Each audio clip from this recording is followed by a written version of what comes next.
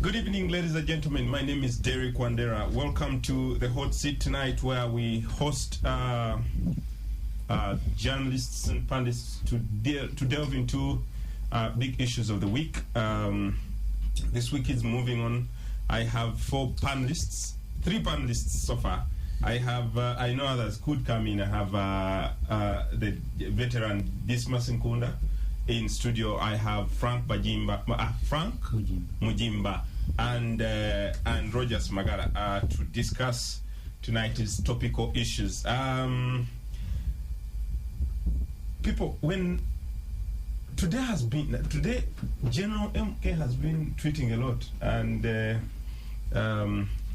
he's opened a war of words on Twitter about the ambassador of the US, and has given him an ultimatum up to Monday 9 a.m. for him to apologize to what he says disrespectful conduct against President of Uganda, who happens to be his father. I want to begin with you, Dismas. What is this thing? What is the war? What has happened? I actually don't know what war they have. Maybe you're the spokesperson of MK. The spokesperson is Mwenda, who has disappeared. He could have delegated. I don't know actually the context under which he said that. What I know is that he just said that he's giving the ambassador, for disrespecting. I don't know in what form. Maybe he criticized the government or said something that didn't go down well with the General MK. And to that extent, by giving, even when as a serving army officer and the CDF, yes. I don't think that diplomatically it makes sense for him to be able to go for an ambassador. That is the work of Minister of Foreign Affairs, J.J. Odom and others. But for him to say that he's giving an ultimatum, it can tantamount to declaring war on the United States, which I don't think that any country is willing to go into at this moment. Probably, maybe to give context, just 2 days ago, the U.S. government sanctioned for police officers. Ex-police officers. Actually, yes. Some of them are ex-police officers, and they cite issues of gross human rights violations and stuff. And someone, I've been reading quite a lot and trying to follow it up, and looks like it's the backdrop to his comments on Twitter. The US is yet to respond to this, or the US ambassador or the office of the US ambassador in Uganda is yet to respond to this in maybe a statement or whatever. Magala, you are in the media. You're in the newsroom, just like myself. What are you reading into this? When you read today's Daily Monitor, the specific statements that were made by the ambassador are not highlighted, but I can agree with you that this reaction comes from the sanctions that were aired by the US.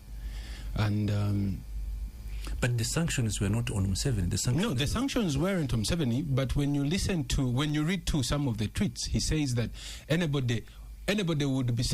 anyone would be stupid, in capital letters, if they declared war, or if they intruded our country and declared war against our country. So all the barrage of tweets, all these barrages of tweets, it has a backdrop of the sanctions. So in the spirit in which the CDF was texting, maybe he thought that there has been intrusion, interruption, meddling of national business by the US. So he himself may not be believing what has been done. The sanctions are rightful. So I just think that is the reason as to why he's upset. But as an individual, it would have been okay if, Derek, you made such statements, or if I made such statements as a Ugandan. But the capacity in which the Muhoozi makes this statement, General Muhoozi, also the CDF. It worries that he's the first son, that is one. Then hurling these statements can qualify to be threats to a diplomat, and asking them to apologize for statements that are not errant. So this behavior can put the two states at loggerheads, which is really unnecessary. We saw the president a year ago apologizing on behalf of Uganda to Kenya after the statements the CDF had made. So it is not a good place for Uganda to be, and the US said they are monitoring, they are observing, they are analyzing these statements, and they will come out and make an official communication. So to me, I think it's a very compromising situation that the CDF is putting or can continue to put the country. The CDF has, this is not the first time, like you say, it's not the first time we're hearing such diplomatic war innuendos from the CDF. Then he at the time he made them, there are some which he made when he was in the CDF. Yes. When he was just the commander of the land forces, or even the presidential advisor. Yeah. But I think it's the same what Magari is saying. Saying them, people don't look at them as just mere statements that are coming out from a person. They're being said by the CDF. The CDF is a very, very, very important office in this country. You head the army, the land forces, the air force, all the armed forces are under your... But you see, Dismas, really, okay, take away, you imagine you're not on a radio mic. When you saw those tweets, as a person, what did you think? Did you take them seriously? What did you do? For you, what did you think? Okay, maybe... Let me first finish. Okay, you can proceed. Let me first finish. If the CDF, Magara is telling you, just when he was the presidential advisor, just commenting on Kenya, it prompted a serious response by the father, the president himself, to go and say, no, you calm down. It's not. It's actually not the truth. He made similar comments on the the Prime Minister of Italy or someone. Yes, Prime Minister of Italy. We saw it in when he made it about Ethiopia, the Tigrayan war, the in DRC, Congo, on Rwanda, so there are many things that he had said. But for me, these other ones, the rest I can be able to forgive them. But saying this when you are the CDF, that's the problem I have. It's not only that he's a son of the president. No, that's okay. Son of the president can express himself. But as a CDF, as the commander of the army, no. Frank, what did you make of this when you saw them? You think they are serious, they are not serious, and stuff like that? Why would you say so? First of all, from a personal perspective, when I looked at them, because I have seen a series of them, and none of them has actually passed. Like you have just said, he said he was going to marry, I think, the president of Italy. They should take bride price or something like that. Then he talked about attacking Kenya, and none of this has ever passed. But I honestly don't see why you should get worried. We have a commander-in-chief. We have the president. So I really don't see why you should rush at tweets by the CDF. This has been, I don't know why, like you've mentioned a series of tweets that he has done, and up to now you have never gotten used. So honestly, from a personal view, I really don't take them. So you don't trust him? You think that what he's saying is rubbish? Is that no, not rubbish as such. But I'm saying that from the past experience, whatever he has said, most of the things that he has said that you would deem to be serious, none of them has passed, including attacking Kenya. So why would you think that the ultimatum that he has given to William Pope is actually going to pass? I don't think that is going to really happen. So you should look at those tweets, read them, and then proceed. So it's part of entertainment, No. You seem to be reducing our CDF to that level. Yes. He's a comedian. He will not say anything. It's not. You think the CDF is not serious? You see, Frank. You see, I don't know what he wants to drive at, but let me first make this point. You gave a background as to which why these tweets are coming up, and you talked about sanctions. for everybody who understands sanctions, these are political tools. The United States is simply saying the 4 officers that they named are unable to come. They will not be allowed to come into our country, and they can even go ahead and also activate their allies, their other the countries that ally with the USA, for these people not to step into their countries. In other words, these are political tools that are at the dispensation of the United States. Just like Uganda, if we believe that maybe, let me give an example of Joseph Kony committed crimes against people in the north. If we put sanctions on Kony and say Kony is not going to come to Uganda, should any other country come up and say that Kony should come or provoke us in any way? So I'm saying, if you really understand sanctions, the USA is at liberty to impose these sanctions on whoever they think committed crimes. I don't know, they talk about abuse of human rights, and these were crimes that were committed some time back. Some of these officials are actually retired. So I honestly think that these tweets that you're seeing, I don't think they're going to actually pass. It's not the question of whether they are going to pass or not to pass. It's just the message that they deliver. Because a tweet is a form of communication. Yes. And it is unaccepted. You see, it is his handle. It's the CDF. Is Muhoozi Kainerugaba. He's communicating to the U.S. ambassador. U.S. ambassador is a representative of the U.S. government in Uganda. Yes. So to that level, I don't think that Frankie should reduce it to that level of saying that we have it's a comedy of someone who will say certain things and they will not pass. We have seen his father himself come up and say, no, we are not attacking Kenya, and apologizing to Kenyans. So in actually, Uganda was not attacking Kenya. No. In actual sense. No, that's what I'm saying. No, what I'm trying to tell you is that by him uttering that we are going to attack Kenya, can you imagine? I was in Nairobi, and each time I introduced myself to someone, they asked me, "You're from Uganda, where you have the officer who wants to attack Nairobi." To attack Nairobi. So I think even if it might not come to pass, I think the question shouldn't be whether or not to pass. But the biggest question is why, in which spirit would a CDF maybe the other thing, bring out some of those Derek, is we also have to look at the weight of words and gravity from the leaders. Yes. We have a lot of examples in history. So we might not look at Muhoozi, the General Muhoozi right now, and what he has said right now, but we can think and insinuate on the capacity and the harm these words can cause. When you see his capacity as the army commander, the CDF, coming up saying these words right now, like Frank says, that you just overlook them, because there are people that are making the damage control. That's why you see sometimes these tweets are deleted. Recently he said that there will not be any civilian that will take power. Yes. After his father. It will either be a soldier or a policeman.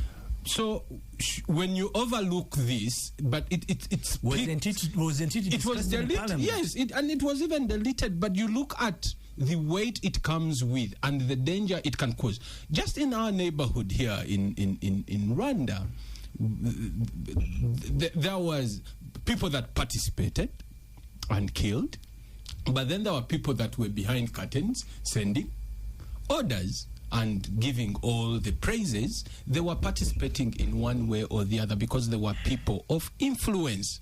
Now, if this behavior goes on, I can tell you that there are very many people that will take his word as gospel truth. And it injures, it damages diplomatic relations. You get it? So you might overlook it now, but there are many other statements that can be said by the CDF and cause really harm to this country. But you see, Magala and Dismas. This is what I want you to understand. I don't know if you separate communication that is made on behalf. For example, let's say that you have an organization that you work for. This is Daily Monitor.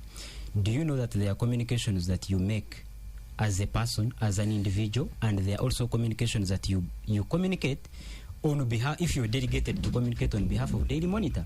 So if I could ask you, first of all, you think... Before you ask him, let's go for a quick commercial break, and when we return, we shall pick it up from there.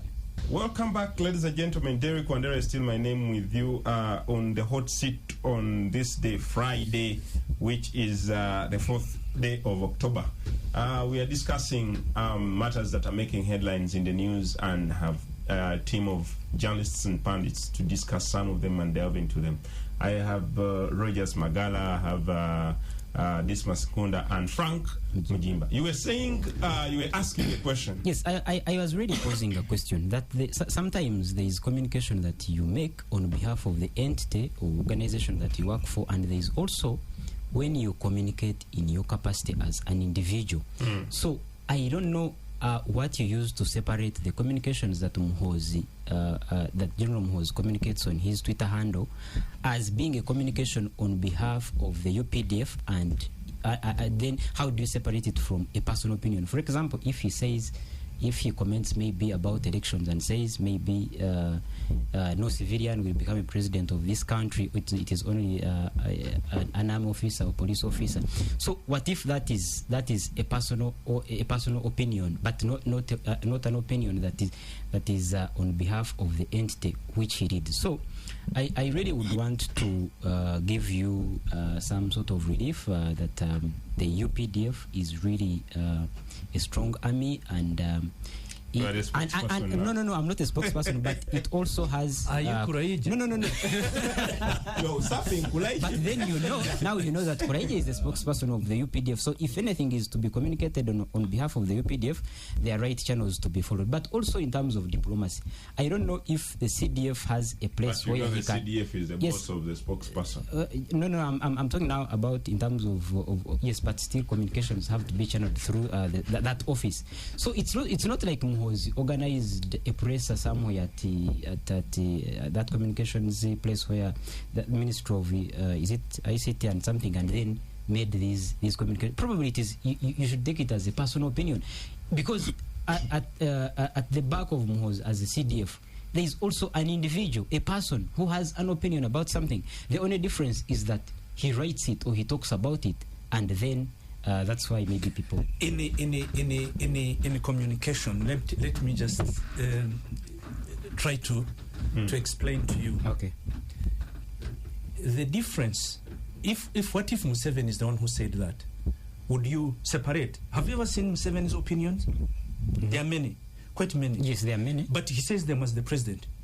Yes. Okay. Now, the moment you say certain things, but when you are holding that office, we, the civilians, we the people, the natural people around you, will not be able to separate. I can't separate Kainerugaba from the CDF.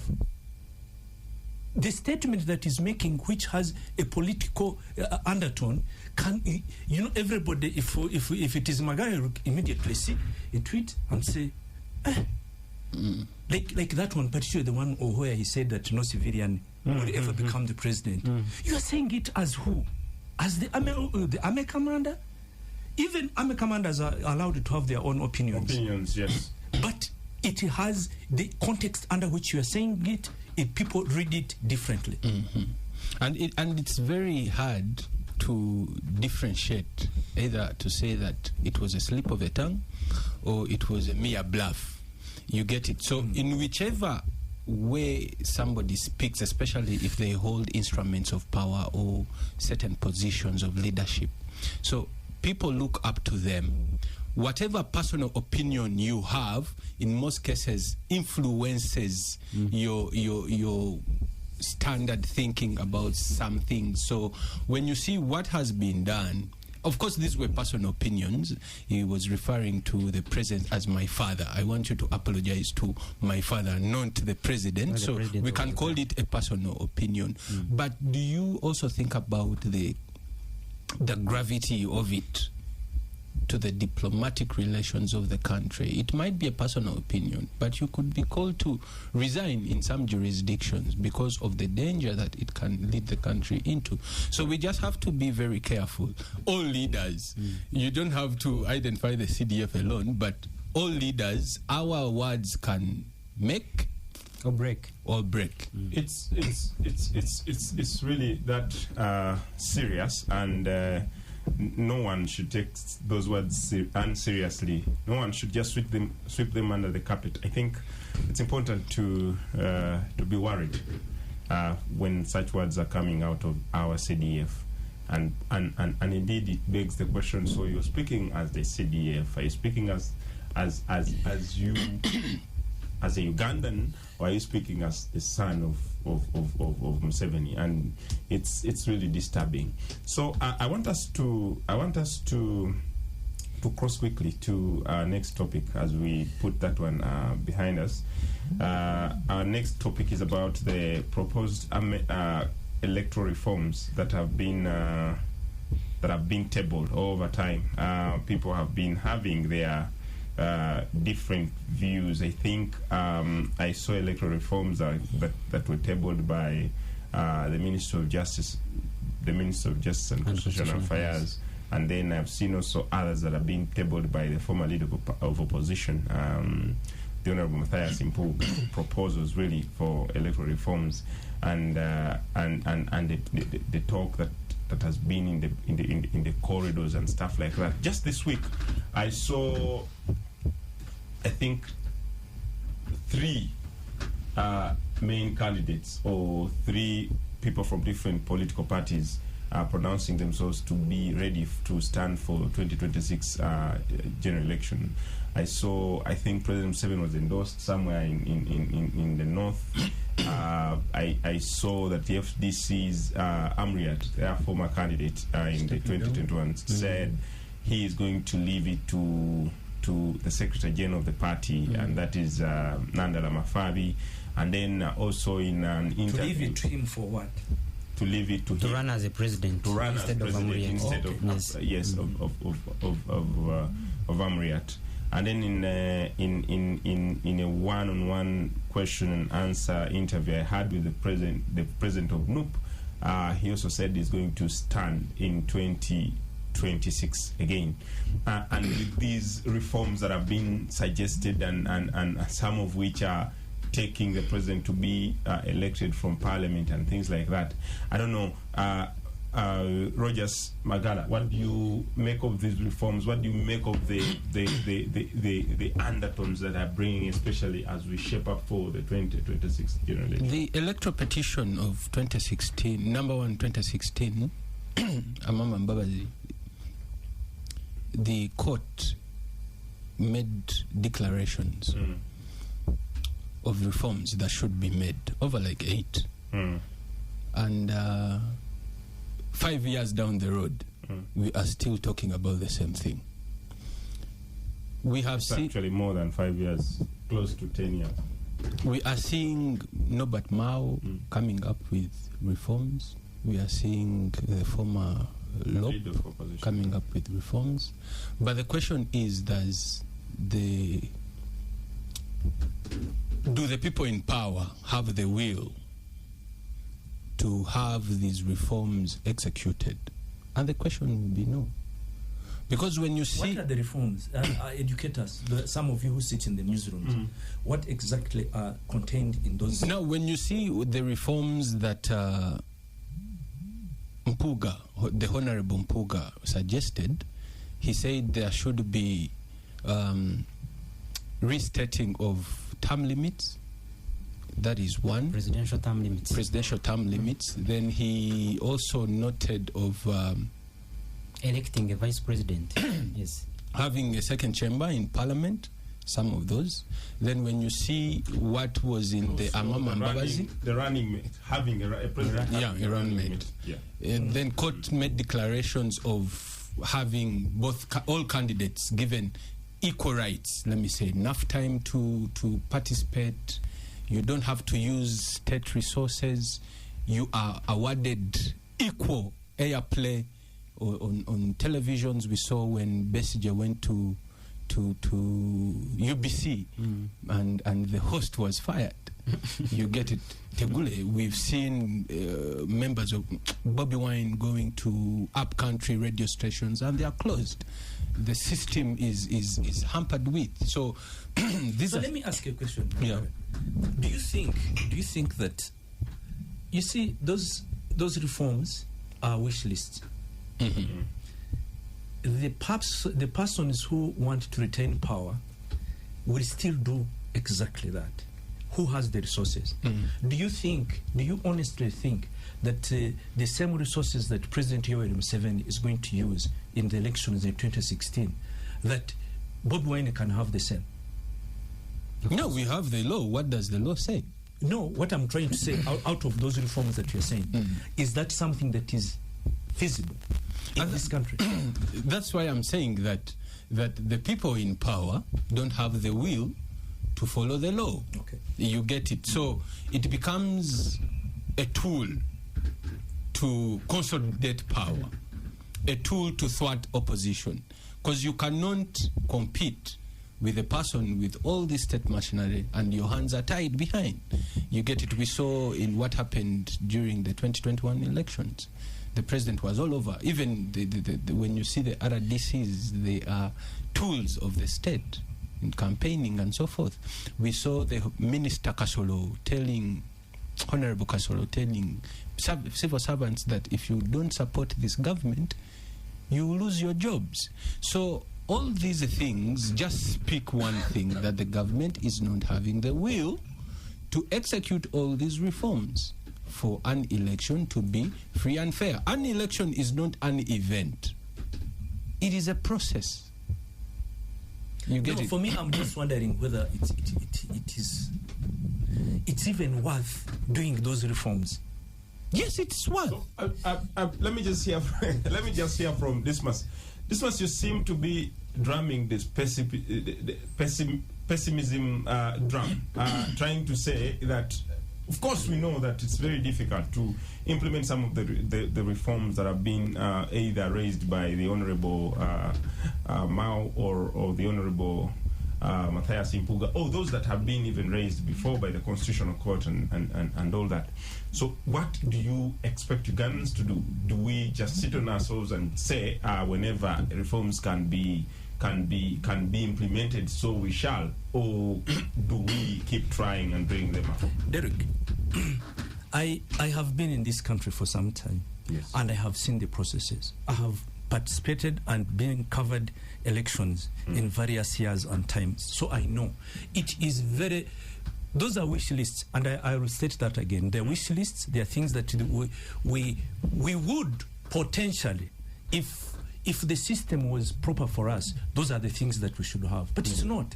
It's not. Its aim is to, one, perpetuate itself in power, to remain in power at whatever cost, and therefore for you to come and say, cut off the hand that feeds you, it's not going to be possible.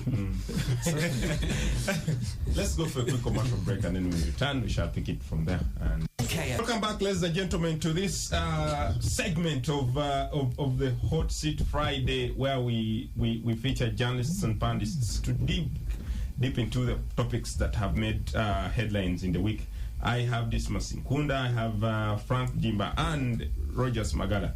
We are still doing electoral reforms and what these mean in the shaping up of the 2026 general elections. And we've said Dismas seems to be telling us that, man, just wait for the ballot to go and vote and go back home and wait for whatever comes out of that. He actually thinks that these reforms might do not add up to anything, and I would like to agree with him, because we know that court has suggested electoral reforms. There are reforms that have been tabled at the Electoral Commission and then tabled in Parliament and things like that, but nothing has come to pass. Frank, for you, who always has this government in your better side, what do you think about all these suggestions, and especially what this must say? You see, Wandera, I'm just optimistic about issues and about Uganda. It's not supporting the NRM as such, but I'm just optimistic. And maybe, but it's not bad to support NRM. Yes, it is. It is not a crime to support NRM. So maybe to build on Dismas's point, You should see Uganda as an ongoing concern. You should see Uganda beyond President Museveni. So, at least I've read through some of the reforms that have been talked about, things like they call it what, electronic voting, and all the other reforms. At least I've had some of them. They are still in preparation. They have actually not been tabled to Parliament, but some of them are really good. So, this is what I would think. Yes, the things that we are saying here might not be effective during the time when Museveni, or when President Museveni is still the president of this country. But these reforms can be passed, and maybe they can work properly in the governments after Museveni. Because you imagine if we had a dictator president in Uganda. We don't have. I don't know, that is your opinion. but I'm saying, what do you? Look. This is what I'm saying. Look, this is what I'm saying, Wandera. So I imagine if we really had a bad and harsh president in this country, and we had a president who is electing the head of the Electoral Commission, who appoints all these commissioners of the Electoral Commission, who appoints the CDF, the entity that overlooks the elections, who appoints the Chief Justice as the man, like when you have maybe what should I call? Are you telling us dispute that we imagine that if we had such a president? So if we had such a bad president with such powers of electing all these who does? That's what I'm saying. I'm saying if we had a president, a dictator president, who still has the power like Museveni has, what would we be facing? You understand? In other words, what I'm trying to say, that yes, President Museveni has these powers, but at least he has been a president who is what word should I use? Who is democratic? I don't know. Does he abuse the powers or he doesn't? No, does he elect the commissioners of the Electoral Commission? Does he appoint the Chief Justice? He appoints. That's what I'm saying. So you imagine if it was a dictatorial president. That's what I'm saying. If the same power that President Museveni has, so what who would is a be Democrat, the difference? It would have the one who elects, who appoints everyone, who appoints the Electoral Commission, who appoints is not a dictator in your view. Okay, so this is what I'm saying. So I'm saying the reforms are really good. They should really come through, so that in times when we have maybe a president that I have in mind, then we should be able to find a way of maybe electing him out after maybe, let's say, 2 terms or 3 terms in power. So that's what I'm basically saying. So these reforms are really good. Let's not say let's not wish them away as a country, because President Museveni is here. They can be of use when Museveni is out of power. A big section of Ugandans think we have a dictatorial president. What is the big section? A big section, and Frank thinks the man is he's good. A Democrat.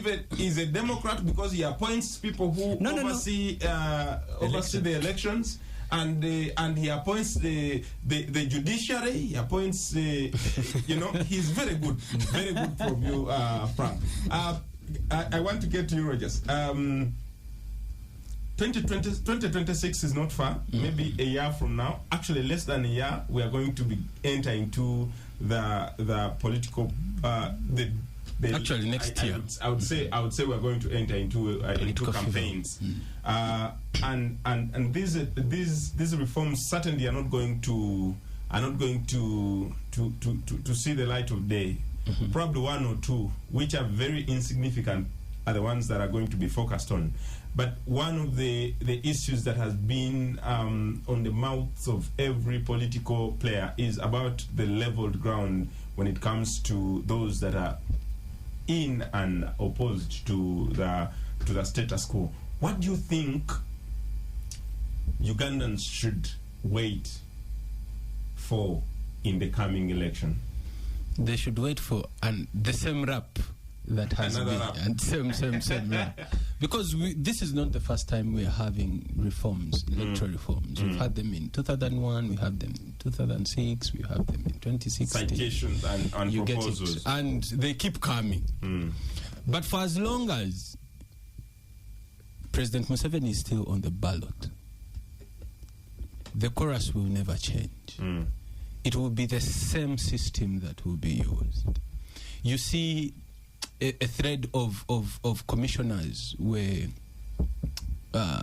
fired when NUP registered its political party. And very many opposition parties came out bashing it, that maybe they stole the party and blah, blah, blah. So are they firing? Then Bobby Wine said they are operating in a rubber dub style. Now the FDC Katonga is trying to register they are going to register their party, and they are being frustrated. So they are going to... been cleared today. They have been cleared. So then the other thing that we are always sure of to happen is the militarizing of the election process. You have peace soldiers on the streets. It's the same old story. Maybe. So like Dismas was saying, that don't think anything new is going to happen. Magara, it's the same blueprint that the president uses. Maybe what we can discuss is the role of the army in elections. So Magara, are you saying that during elections you shouldn't see a uniform or soldiers on the streets or protecting? Let me tell you. Let me tell you. Our host today in 2021 was arrested in Kalangala. Our host Wandera. Oh, okay. You know, and the election was budding. You get it, the 2021 elections. We saw what happened in Luka. You get it, people were killed. And this same thing happens. So the elections we have in Uganda, they are not free and fair. But don't you remember the violence that was done for the ones who are standing for election in Chambogo? You know, but also let me also just remind Frank that the Electoral Commission Act, the Electoral and Parliamentary Elections Act, Presidential and Parliamentary Elections Act, says that during an election we expect a constable, 1 or 2 constables at each polling station, and they are not supposed to be armed. They are just supposed to carry a stick to guide and keep law and order. For you're telling us the army should get out of the of their barracks, come and be poured on the streets to protect people from what? But Wandera, do you know that there are some there are a number of Ugandans who actually do not go to vote because of the violence that they expect from fellow civilians. Or maybe they fear the army and the police. It could be a two-way. It could be a two-way. So it depends. So for me, I think that really the army is really important, because when you see these people around, maybe if they are at polling stations or somewhere, you would know that at least security is there. You are going to come and cast your vote and then go back home safely. The challenge, the challenge is, which is never the case. No. It's not that it. Do you vote from all polling stations in Uganda? Yes, you could be covering, but yes, I don't. At least I don't think that you cover the whole of Uganda and you really know what transpires at each polling station. So this is what I'm saying. I think the army is important. These people should be there. This is security. People should be protected. They go and vote and then go home. Why can't army not come with the uniform, then come with the guns? They go, they also vote, and they go back. So who is going to, for example, if there is a fight between, let's say, supporters of Chagulani? But he told you that there are policemen who are supposed to be there with batons. Yes. They arrested the person. Let's go for a quick commercial break, and we shall return and pick it up from there.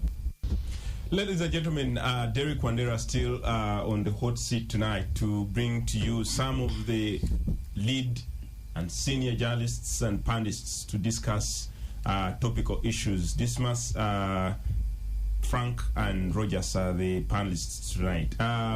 As we wrap this, because this is our last segment, and we have a few minutes to go. Maybe each of us will take about 2 minutes or thereabout to just speak about what lies ahead of Uganda in terms of elections, with this undying cry for electoral reforms. And I will begin with you, Frank. What lies ahead of Uganda? I really don't think that we shall experience what you would call something different, because even we as individuals, as voters, I don't think that maybe our behavior has changed in these 5 years. So it will largely still remain the same. because like when you see the last election, I think we had so many they call them political prisoners. Some of them are still in prisons. So we as Ugandans, we as the voters, we've not also changed our behavior. So you cannot just expect that some of these things are going to change. So yes, if President Museveni is still on the ballot, so it will be the same results. So I really don't think anything much is going to change. And whenever you say there is nothing much going to change, you just qualify Dismas's theory. So you want me to say that Bobi Wine is going to emerge as a president in 2026? That's okay. So okay. Why are you saying he's not? Okay, so it will be. Okay, so it will. Dismas, you've covered quite a number of elections over time, and to be honest, I know just as much as I do and you do that electoral violence has kept increasing, if not like stepping up every other election. Shed for us a picture of what Ugandans should expect, especially in terms of violence and total abuse of the electoral reforms that people are suggesting for 2026. You know, Derek, one of the things that, because if you look at the elections, for example, of 1996 between Museveni and Semungere, violent free. Everybody was campaigning their own way. There's nothing. But I think over time, the fear of the unknown, and in particular, the different shifts that happen. For example, when you have a former soldier standing as a president, that's Sikiza Besigye, or now you get Bobi Wine coming up with the youth and the character that is going to have. So I think it's that shift in about the electoral processes and the character of the elections that has made the continued addition of insecurity within. Now, look at Frank, you are the one saying, the arrest of the youth, who some of them are still detained in ungazetted places, where they are supposed to be produced within at least, is it 48 hours? Yes. They have never been produced. So what does that tell you? They actually court-martialed. Thank you. When they are not soldiers, simply because they are putting on a beret, a red beret. So the point is the shift in the political culture of the country, and in particular the shift about who is going to vote for who, is what is causing that tension of saying, if we don't manage these elections, then we are going to get the Bobi Wine beating us with the youth character in them. So it's the same academy of exactly. So and it's important that you point out some of the issues of the arrests of the young people. The other day, I was listening to my very good friend Solomon Serwanja interviewing the chair of the Human Rights Commission, and the chair seemed to suggest that there is no evidence whatsoever that there is anyone who has ever been picked from the roads by drones and stuff like that. And does she live in Uganda? I don't know. I was so surprised, and I wrote.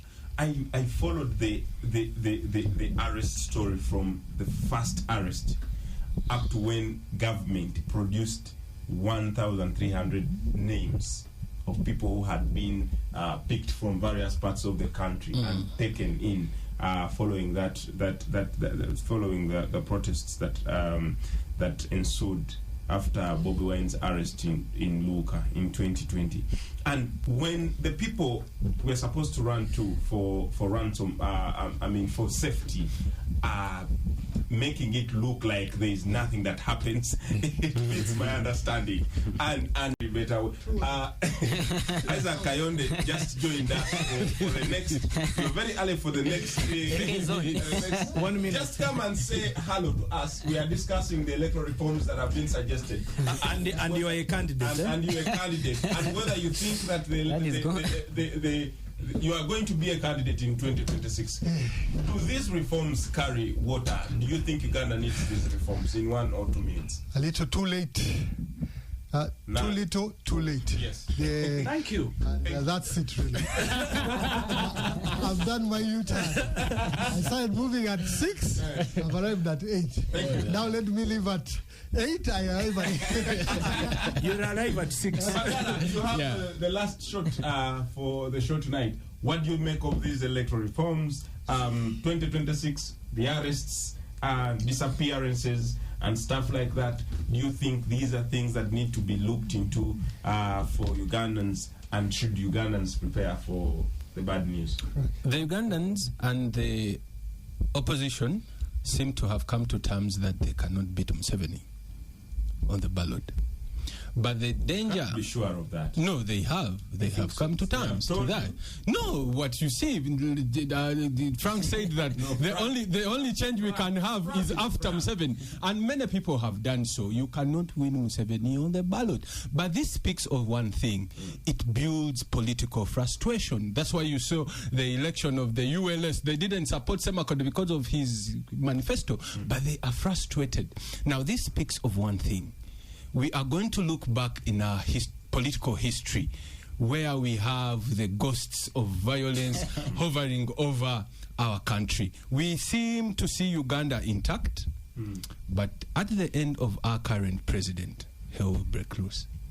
Hell will break loose. Thank you so much. And unfortunately, it's a very bad way to end the show. Why don't we tell Frank to give us something positive? Yeah, give us something. Please, encourage us in 30 seconds. No, honestly, let me assure you of this. We shall have a very peaceful, fair and fair You election. as a who? As a Ugandan. Unfortunately, that has been our time for today. People, go and enjoy your weekend. We shall be back next Friday. Same place. I think the traffic bigger, with even a bigger panel. Have a good evening.